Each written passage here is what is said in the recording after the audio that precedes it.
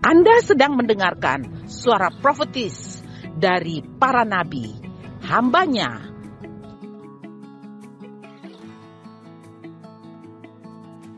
Dengarkanlah dan lakukanlah perintah Tuhan melalui para nabi, maka engkau akan berhasil. Selamat mendengarkan. Salam bagi kita semua, salam. Anybody home, salam.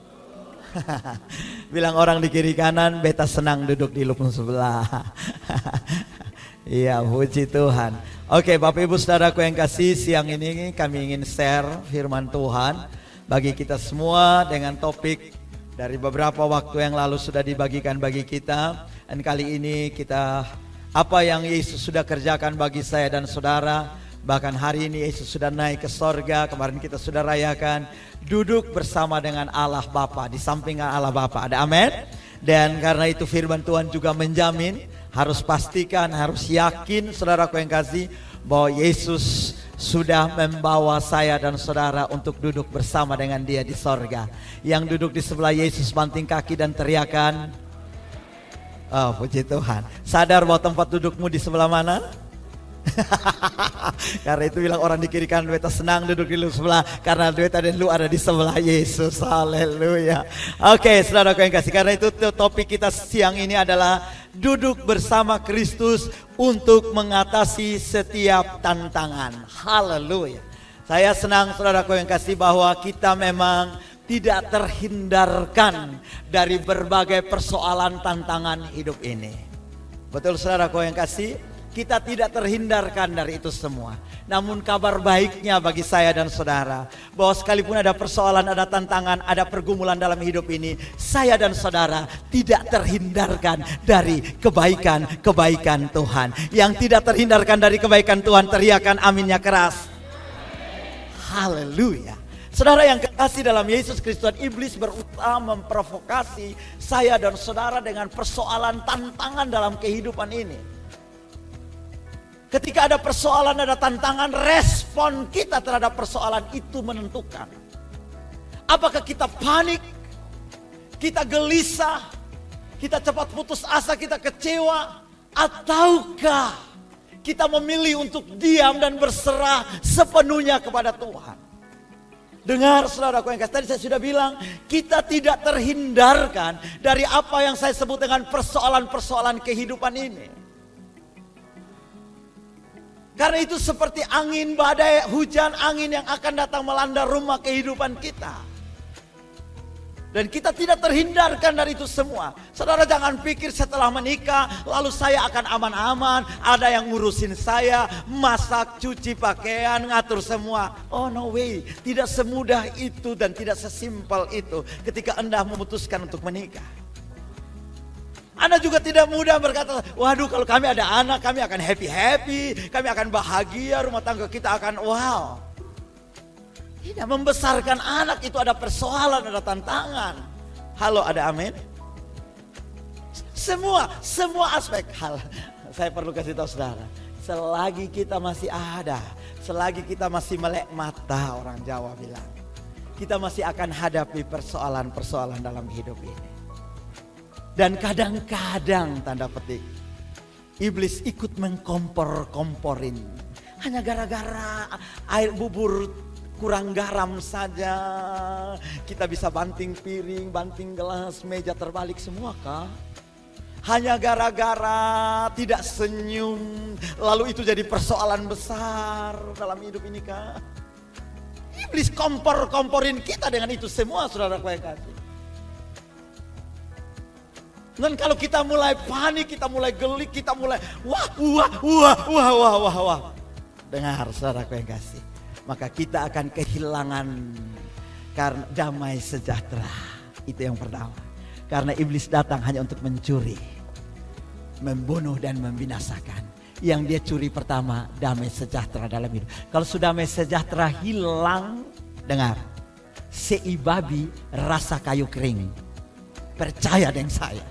Kalau sudah damai sejahtera hilang, tuh semua yang baik jadi tidak baik. Karena itu saudaraku yang kekasih dalam Yesus Kristus Tuhan, jangan biarkan hidupmu panik ketika ada masalah. Say your neighbor, don't panic. Katakan orang di sebelahmu, jangan panik.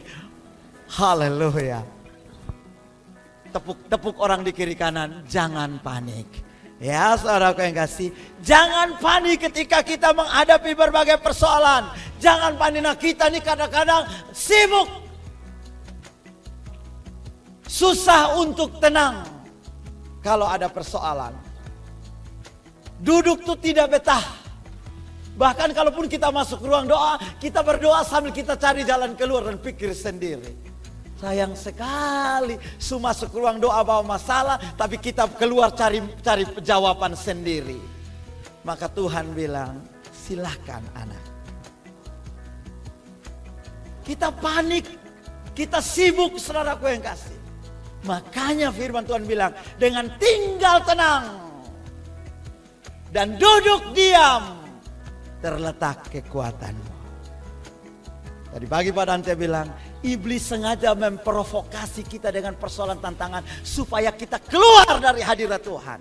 Supaya kita keluar dari tempat kita yang sesungguhnya, yaitu duduk bersama dengan Kristus di sebelah kanan. Waktu kita keluar dia bilang, wah, karena dia seperti singa yang mengaum-ngaum mencari mangsanya. Dia sedang cari saya dan saudara, kapan? Karena itu saudaraku yang kasih sekali lagi, tempat yang paling aman adalah di hadiratnya. Engkau harus berani mempercayai engkau ada bersama dengan Kristus sekarang. Duduk bersama dengan dia di sebelah kanan Bapa. Secara fisik mungkin engkau ada di bumi. Dengar. Tetapi secara iman dan secara roh, engkau ada bersama dengan Kristus. Saya renungkan kemarin Yesus naik ke sorga itu, saudaraku yang kasih. Tahukah saudara dia naik ke sorga apa yang dia bawa? Yesus naik ke sorga yang dia bawa adalah setiap orang yang percaya kepadanya. Nama-nama saudara Yesus bawa di sorga lalu lapor di Tuhan. Bapa, ini orang-orang yang sudah percaya Tuhan. Dan mereka ada bersama-sama dengan saya. Yesus yang sulung, kita yang berikut-berikutnya. Colek orang di kiri kanan. Lupu nama Tuhan Subhapa di hadapan Subhapa di sorga. Haleluya. Ada amin. Jadi tidak usah takut, tidak usah takut. Dengar. Tidak usah cari backingan apapun. Orang hebat tidak, orang dalam kah, orang luar dalam kah, tidak perlu. Kenapa? Kalau biasa, betitip nama, betitip nomor ujian, tolong perhatikan dia di kantor. Tidak usah. Saudara bisa bayangkan, di hadapan Bapa di sorga Yesus sudah bawa kita punama. Lalu dia bilang ini keluarga Soni Pelokila. Langsung dia bilang, Bapa, keluarga Soni Pelokila. Bapak bilang, kenapa deh dong? Dong ada perlu ini, ada perlu ini, ada perlu ini, ada perlu ini. Haleluya. Beri tepuk tangan yang luar biasa. Jadi saudara pikir Tuhan lupa saudara? Never. Tuhan tidak pernah lupa saya dan saudara. Setiap kita sudah ada di hadapannya. Beri tepuk tangan yang luar biasa bagi Tuhan. Haleluya. Karena itu kita perlu duduk dengan tenang. Kita perlu duduk dengan damai. Why? Karena kita yakin Yesus ada bersama dengan saya dan saudara. Saudara kasih, kenapa? Karena Bapa sangat mengasihi Yesus. Dengan semua yang Yesus sudah lakukan bagi saya dan saudara. Itu Bapa sangat mengasihi dia. Saudara bisa bayangkan ketika dia di atas kayu salib. Bahkan dari Taman Getsemani, saudara, mestinya dia sudah mati, dia sudah stroke di Taman Getsemani karena peluhnya berubah menjadi darah. Stresnya sangat tinggi karena ketakutan akan dosa-dosa yang dia tidak buat. Tapi dia harus bawa itu dosa. Kalau kita mah biasa dengan dosa. Betul? Kita biasa saja dengan dosa. Buat salah, buat dosa. Ada dosa? Dosa, biasa aja lagi. Tapi tidak dengan Yesus. Ketika dia harus pikul dosa kita, coba dibayangkan. Peluhnya berubah menjadi darah. Dan itu membuat dia menderita. Tapi dia harus berkata, jangan lakukan cawan ini daripadaku. Biar bukan kehendakku, tapi kehendak Bapa. Dia taat lakukan itu sampai naik di atas kayu salib. Dan sangat menderita di kayu salib. Dan itu disaksikan oleh papanya dari sorga. Hei ayah-ayah, yang punya anak satu-satunya. Saya yakin engkau tidak akan sanggup melihat Patrick atau Johan menderita. Kalau engkau bisa lakukan apapun, engkau akan lakukan buat anakmu. Jangankan satu, kami yang 4 saja. Oh ya, dia saudara bilang begini, oh jadi 4 Karman. Jangan coba saudaraku yang kasih. Saya pun anak lihat orang makan es krim, dia bilang, Papa. Bapak Sony, lakukan apapun demi dia, betul saudara? Makanya mama bilang, potong minta maaf, potong saya bisa beli celana, tapi potong kasih potong anak saya. Betul itu bahasa mama. Mereka lakukan sampai beli baju pun. Natal tahun baru belum beli baju. Sudah mama masih ada bersongsa. Makanya orang selalu bilang ayah dan mama itu tukang tipu. Kenapa papa dan mama itu tukang tipu? Sumakan kok mak. Dia belum makan tapi dia sudah mama semakan. Ini buat lu. Itu ayah dan ibu. Yang duduk di sini nih. Yang masih banyak bikin salah. Yang masih banyak bikin dosa. Waktu Bapa lihat Yesus di atas kayu salib. Sampai Allah memalingkan wajahnya. Lalu Yesus langsung berteriak, Eli, Eli, lama sabachthani. Allahku, Allahku, mengapa engkau meninggalkan aku? Why? Karena Yesus penuh dengan dosa saya dan saudara. Yesus penuh dengan dosa-dosa saya dan saudara. Dan karena itu, dia sangat mengasihi Yesus. Dia sangat mencintai Yesus. Kasih Allah kepada saya dan saudara itu sama seperti dia mengasihi Yesus. Halo, ada amin. Kalau Tuhan mengasihi Yesus 1000, dengar hai Niko Kataren, dia mengasihi engkau 1000 pula. Saya perlu sebut siapa punya nama lagi. Hei Markus Dawa, dia mengasihi engkau 1000 pula. Karena dia mengasihi Yesus. Tidak ada yang tepuk tangan. Pegang dadamu. Kalau Tuhan sayang Yesus, Tuhan juga sayang saya. Makanya tagline saya hari-hari ini saya tulis, Tuhan sayang beta. Kalau beta sayang Tuhan, itu mungkin sudah biasa saudara omong. Beta sayang Tuhan, beta cinta Tuhan, dia kau begini, entah kau begini. Tapi kalau saudara ucapkan kata-kata ini, Tuhan sayang saya, Tuhan sayang beta. Coba renungkan lain. Kalau ada masalah saudara bilang sonde, Tuhan sayang beta. Kalau ada pergumulan saudara bilang sonde, Tuhan sayang beta. Kalau ada kekurangan saudara bilang sonde, Tuhan sayang beta. Kalau janda di Sarfa, Tuhan tahu memelihara hidupnya, Tuhan sayang beta. Haleluya! Teriakan Tuhan sayang beta. 2, 3. Ada amin?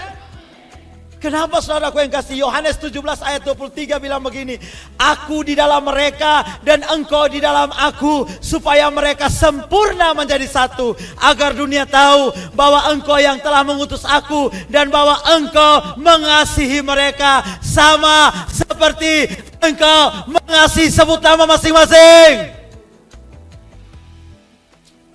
Haleluya. Itu bukti kasih Bapa di sorga buat saya dan saudara.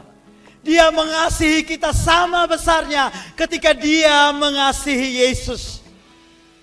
Dan dengar,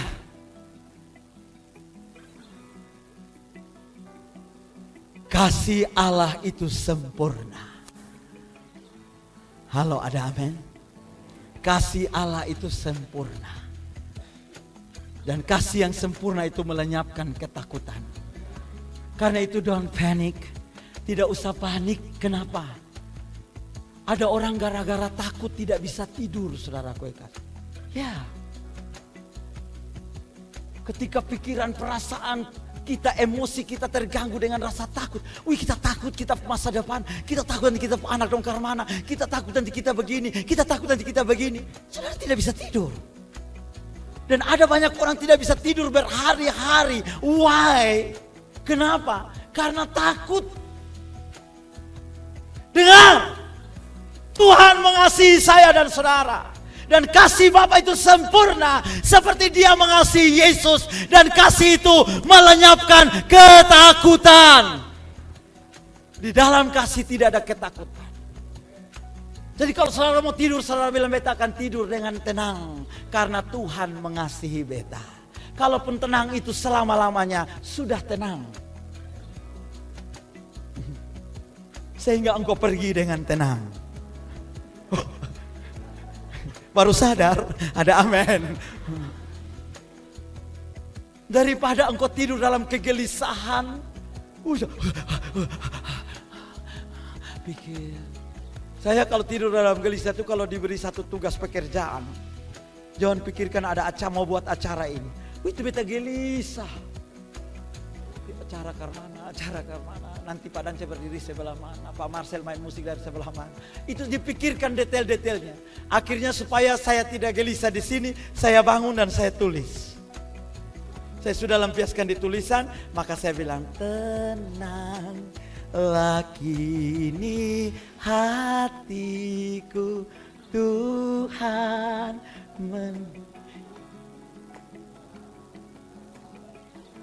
teriakan amin. Haleluya. Nah, untuk itulah kita perlu memiliki pembaharuan pikiran kita agar kita bisa melihat diri kita sebagai orang-orang yang duduk bersama dengan Kristus. Dan dengar saudaraku yang kasih, duduk bersama dengan Kristus itu sekali lagi nyata. Sama seperti kemarin saya bilang sorga itu nyata, maka Yesus kembali ke sorga, duduk di sebelah kanan Allah, itu nyata. Maka saya dan saudara pun ketika kita duduk bersama dengan Kristus, itu nyata. Waktu dulu, tahun-tahun pertama saya bersama dengan Pak Dan pelayanan di OLEU. Karena ke desa OLEU waktu itu kami dua saja dapat tim untuk pergi ke desa OLEU. Tim-tim yang lain pergi ke sini ke sana, kami dua dapat. Lalu ketika di OLEU, saudaraku yang kekasih, ketika malam kami diberi satu kamar tempat tidur, ya ukuran 2 orang tapi pas-pas. Nah, kami tidur. Jadi sebelum tidur kami dua berdoa. Lalu saya berdoa, Tuhan Yesus bla bla bla panjang lebar. Lalu mari tidur bersama kami. Tuhan Yesus mari tidur bersama kami. Amin. Lalu saya juga kita tidur. Waktu saya tidur, Pak Dan di sebelah kan di taman tidur berdasarkan. Dia bilang, woi geser sedikit dulu. Saya bilang, kok di taman tidur sempit begini? Tuhan Yesus tidur sebelah mana?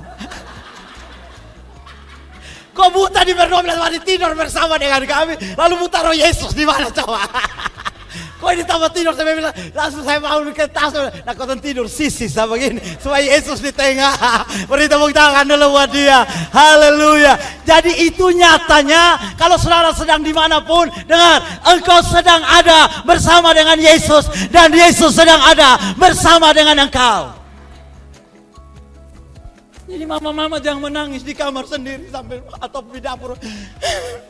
Saudara mau ngerti beta, saudara peduli. Dia ada saudara perhatian, laki mah percuma tahu.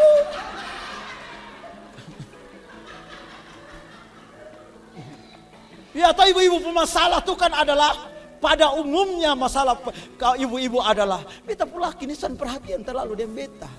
Nah memang laki-laki itu kan sudah terlalu mendetail-detail. Mama nanti pakai lipstik warna merah, warna hijau. Tidak itu, terserah atur sudah. Halo mama-mama dan ibu-ibu yang saya kasihi, perempuan sejati.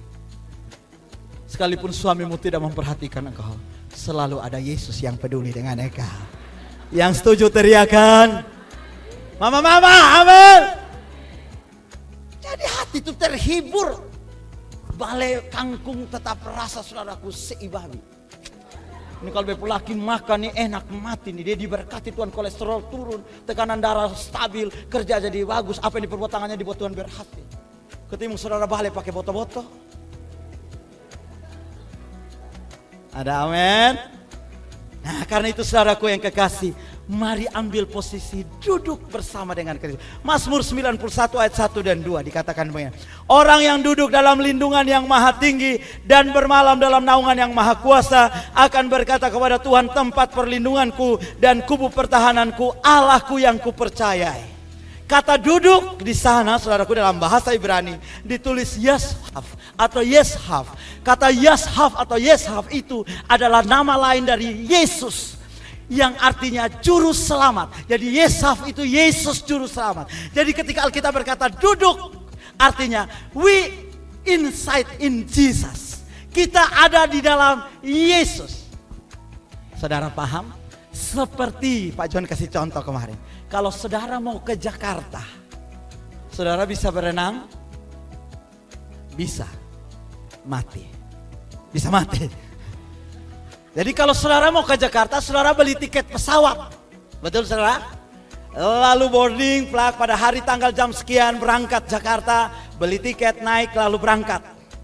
Sampai di dalam pesawat terdengar suara merdu. Selamat datang penumpang pesawat Garuda G712 jurusan Jakarta. Wih, saudara dengar suara manis lembut di atas pesawat. Duduk yang manis, pasang seatbelt Anda. Betul saudara? Lalu Anda membiarkan pesawat itu menerbangkan Anda ke Jakarta. Tanpa Anda tersipu-ribu di atas kapal. Bola balik tanya, weh pilot, ini jalan sampai mana? Weh, ini di mana nih? Ini tinggi berapa? Ini ada bagaimana? Kira-kira begitu kalau ke Jakarta? Pasang seatbelt, bahkan duduk tenang-tenang. Sekalipun di luar ada hujan, ada gelombang, pesawat agak begini sedikit memang kau agak berdoa. Tapi potong tetap kalau pilot saja saudara tidak kenal, tapi saudara bisa duduk dengan tenang sampai Jakarta. Kenapa Yesus yang kau kenal membuat engkau tidak tenang dalam hidupmu? Kasih tepuk tangan yang paling meriah buat dia. Karena itu saudara Kristus Tuhan, kita duduk artinya saudaraku yang kekasih, mempercayai pekerjaan Yesus yang sudah selesai bagi kita. Rest in Christ, not rest in peace. Biarkan Yesus yang bekerja bagi kita. Terlalu tersibuk diri dengan mau buat ini, mau buat itu, mau ambil keputusan ini, mau bikin ini. Lalu nanti ketemu buku bambu baru menyanyi.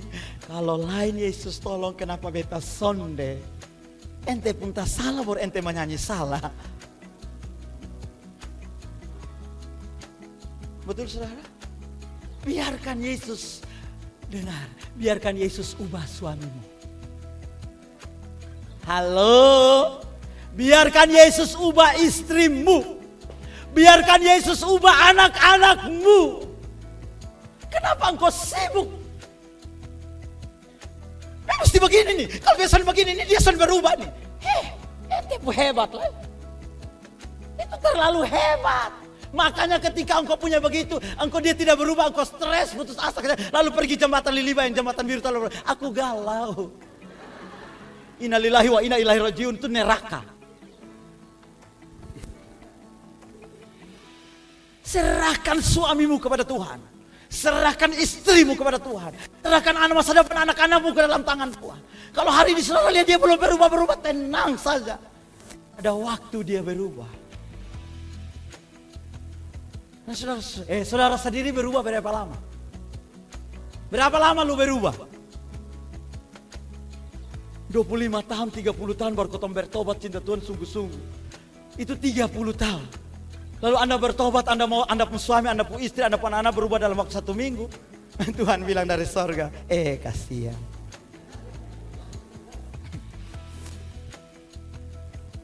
Izinkan Yesus bekerja buat saya dan saudara. Angkat tangan saudara bukan tanda menyerah. Sekali lagi, angkat tangan saudara bukan tanda saudara menyerah. Angkat tangan saudara karena saudara berserah. Beda menyerah dengan berserah. Ketika saudara angkat tangan saudara, saudara pasrahkan semuanya kepada satu-satunya yang ku andalkan. Lagunya salah. Makanya saudara lihat, berserah kepada Tuhan. Bahkan saudara, makanya Paulus berdoa. Saya baca ayat itu buat kita. Paulus berdoa meminta kepada Allah Tuhan kita Yesus Kristus, yaitu Bapa yang mulia, supaya Ia memberikan kepadamu roh hikmat dan wahyu untuk mengenal Dia dengan benar. Supaya Ia, dengar, menjadikan mata hatimu terang, agar kamu mengerti pengharapan apakah yang terkandung dalam panggilannya terhadap engkau. Betapa kalau Tuhan sampai panggil engkau hari ini, Tuhan dudukan engkau di sini, mendengarkan kebenaran ini. Tuhan punya maksud, biar mata hatimu terang, biar pengharapanmu dibangkitkan, supaya engkau kuat. Karena kalau emosi, tantangan, persoalan itu tutup mata biji ketong semua. Makanya orang bilang istighfar, istighfar. Istighfar itu artinya begini, ingat firman, ingat firman. Firman apa? Itu di gereja. Ini beta yang hadapi. Pak Son emang ngerti Pak. Beta saya dulu di beta, mama Son pernah PE mata, dia mau PE mata di beta.